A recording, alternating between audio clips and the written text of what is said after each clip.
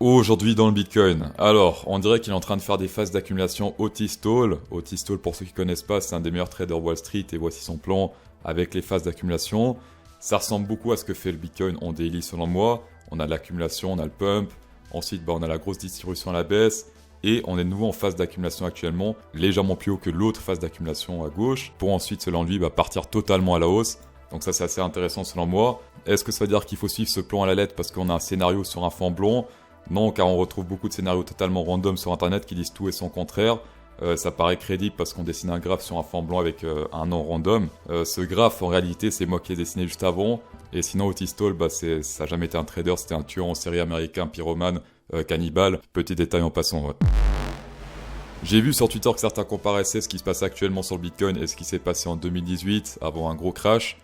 On va voir ça, Bon, déjà pour commencer, un jour sur les deux, donc un day. Ensuite, qu'est-ce qu'on a ici? On a sur le RSI, j'aime bien regarder le RSI, ici en monte et en swing entre le RSI, donc le centre ça fait office de centre de range. Ici c'est assez rare que ça arrive, les centres de range au centre du RSI. Vous pouvez vérifier par vous-même dans le passé. Ici également en range avec le centre du RSI.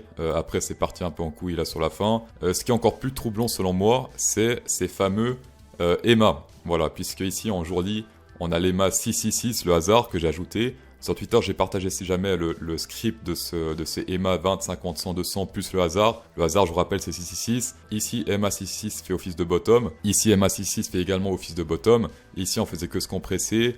Ici, pour l'instant, ça se compresse aussi un peu. Peut-être un peu moins hardcore que ici, mais ça se compresse quand même. Ici, on se faisait toujours rejeter par les EMA 100 ou 200 ici, dans ces zones-là. Ici, on se fait rejeter par l'EMA 100 ici, donc ça c'est l'EMA 100. L'EMA 50 moyen. Ouais, on la dépasse toujours légèrement. Moins convaincu par le haut, plus par le bas. En tout cas, le bas semble très similaire, d'accord. On est vraiment pile poil sur la zone du hasard ici, on rebondit toujours dessus. Et on se compresse, voilà, comme ici en 2018. Selon moi, pas mal de similitudes. En plus, ici, voilà, gros bear market, en descendant pendant pas mal de temps. Ici, je pense que pas mal de gens se sont dit, ouais, c'est bon, on a trouvé un bottom. Tout comme éventuellement ici, d'accord. Et après, bim, on se pète la gueule à la baisse. Oui, pour moi, ça me paraît crédible, ça ressemble beaucoup.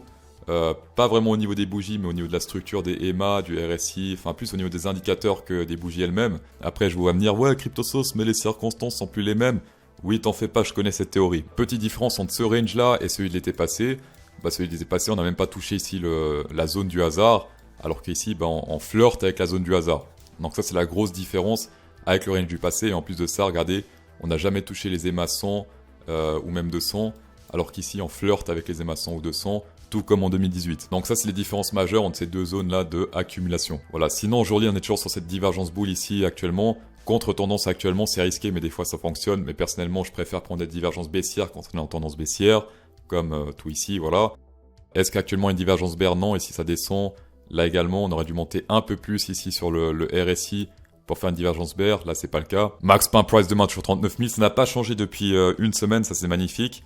Et actuellement on est à 40 000, donc 40 700, même pas 2000 près, donc c'est très précis. Ça fait une semaine que je dis attention, on risque de continuer dans ce range, ça risque de pas trop bouger. Voilà qui est fait, peut-être petite surprise et bim on explose à la hausse ou à la baisse. Mais en tout cas selon le max pin price, ça vaut pas trop la peine puisque la sélection naturelle risquerait de pas très bien opérer pour demain 9h. On va passer sur le natural selection ici sur Kingfisher. Ça n'a pas très bien fonctionné hier puisqu'il y avait beaucoup de sélection à la baisse ici, beaucoup de montagnes ici à la baisse, très peu à la hausse et pourtant on est monté. Et actuellement, regardez ici, on est sur des Burj Khalifa. Alors là, c'est plutôt des opéras Sydney, ça ressemble plus à ça, je trouve. Ici, pas mal de plancton, même énormément de plancton, jusqu'à 39 000. Ouais, on a arrondi 39 000 ici. Et actuellement, le prix est à 40 700, donc il y a encore un peu de plancton à la baisse. Et même si on va plus loin, beaucoup plus de bouffe à la baisse ici que à la hausse. À la hausse, pas beaucoup. Ici, à la baisse, beaucoup, en tout cas comparé à la hausse ici. Et sinon, longue V short en 4 heures, beaucoup plus de long, ça risque de se corriger un peu à la baisse pour équilibrer tout ça. Et en 12 heures, également beaucoup plus de long que de short. Donc attention également en 12 heures, ça risque de corriger pour équilibrer les longues et les shorts ici. On va passer en 4 hour candle si on prend le Fibonacci ici, on prend le top, le gros bottom ici. Oh, comme c'est hasardeux, regardez, comme c'est hasardeux. Bon, hier on s'est fait ficher ici. À la hausse, à la baisse, ici grosse tige ici à la hausse et qui descend ensuite, une fois plus ici le hasard. Si on prend la totalité de range, est-ce qu'il y a des trucs drôles qui se passent? C'est ce qu'on va voir. Ouais également, si on prend la totalité de range, ici pile poil 666 on se fait rejeter. Celle d'hier a légèrement dépassé, mais voilà, en général on reste dans cette zone danger. Peu importe si on prend ce top là ou le deuxième top un peu plus serré ici. En 4 heures tendance totalement random, il n'y a pas de haut, il n'y a pas de bas, c'est on peut parler à la hausse ou à la baisse. Et sinon pas de divergence ici puisque là ça descend et là ça descend également légèrement sur le RSI. Alors quelque chose d'intéressant de Hour Candle Over on Space Algo.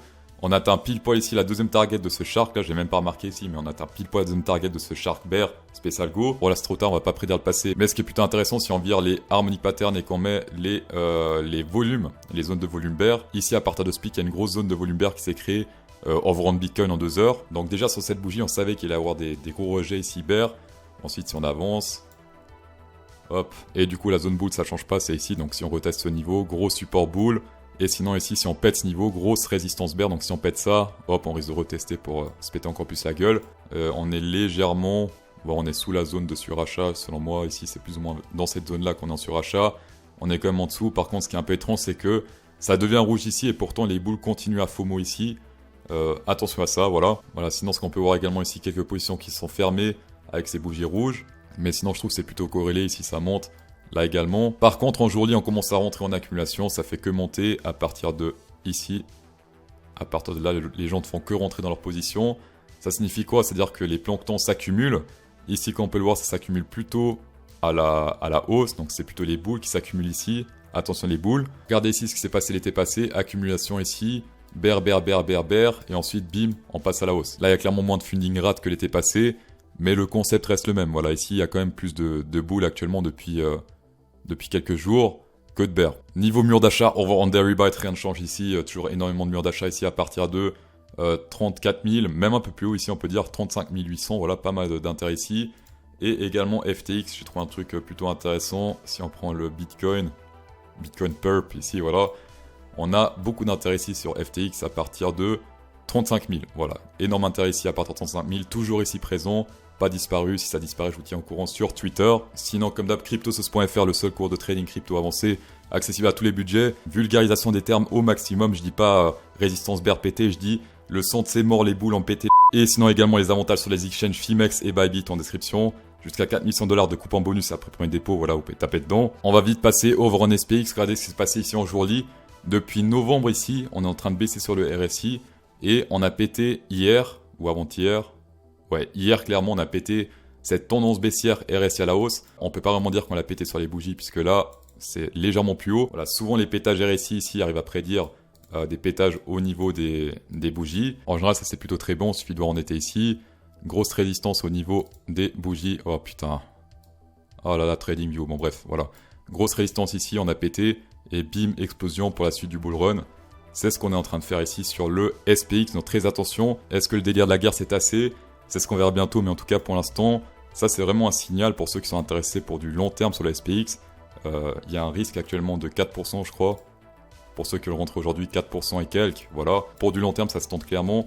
Pour les targets, si on prend le Fibonacci Extended.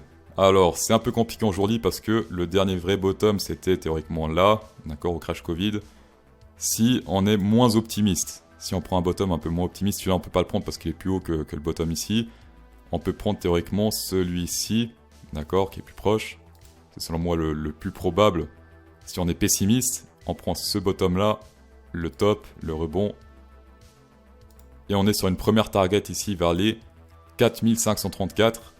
Et on est sur un ratio pour la première target, si on prend le risque-récompense. 0,74, c'est pas la meilleure des solutions de prendre ce trade-là.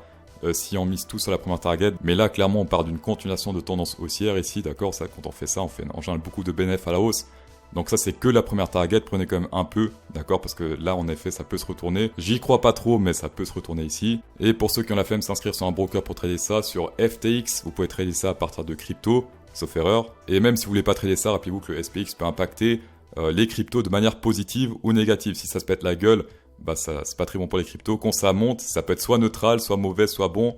Mais le plus important, c'est quand ça descend, en général, c'est pas bon pour les cryptos. Retenez juste quand le SPX se pète la gueule, c'est pas bon pour les cryptos. Quand il est neutral ou qu'il monte, eh bien ça peut être bon, ça peut être pas bon, c'est peu importe. Mais juste quand ça descend, c'est pas bon, le reste on s'en fout. J'espère que vous m'avez comprendo. En tout cas, merci d'avoir checké cette vidéo, ça fait extrêmement plaisir. Spécial Go 10% de rabais avec CryptoSauce10, tapez dedans. Insérez un pouce bleu dans cette vidéo pour incrémenter encore plus le plaisir. Et bonne soirée.